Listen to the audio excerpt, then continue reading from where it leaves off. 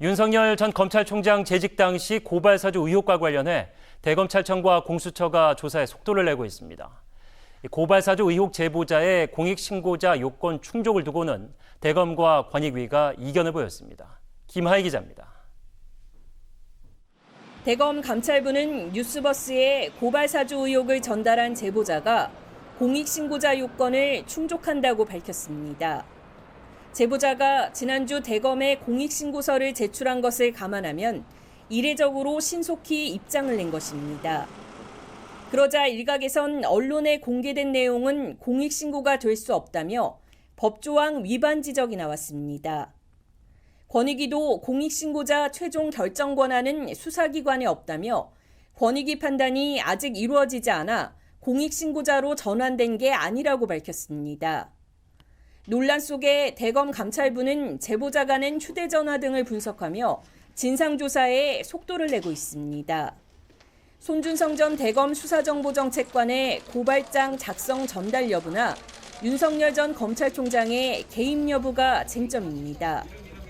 앞서 손 검사는 사실이 아니라며 법적 조치를 예고했고 윤 전 총장도 개입한 바 없다며 의혹을 일축했습니다.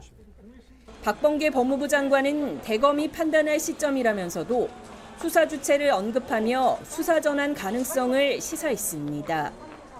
각각의 경우에 수사 주체가 어떻게 될 수 있을지 그런 부분들을 살펴봤습니다. 공수처는 뉴스버스 보도에 근거해 고발 사주 의혹을 고발한 시민단체 사세잉 대표를 불러 조사했습니다. 다만 기초조사 연장선상으로 정식 수사에 착수한 것은 아니라는 입장입니다. 이런 가운데 고발 사주 의혹의 피고발인으로 나오는 최강욱 열린민주당 대표의 2심 재판부는 의혹 확인이 필요하다는 입장을 밝혔습니다. OBS 뉴스 김하희입니다. 이런 가운데 윤석열 전 검찰총장이 고발 사주 의혹을 조목조목 반박했습니다. 특정 세력의 정치 공작이라며 문제 고발장을 신빙성 없는 괴문서라고 규정했는데요. 고발장 중간 전달자로 지목된 김웅 의원도 기자회견에 나섰지만 의혹 해소에는 역부족이었다는 지적을 받고 있습니다. 정초로 기자입니다.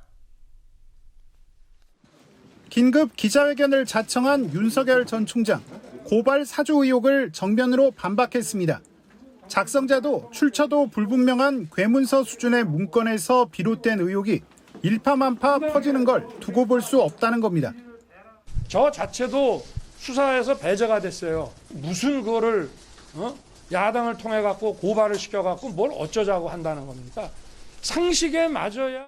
자신을 국회로 부르면 정정당당하게 나가 시시비비를 가리겠다고 했습니다.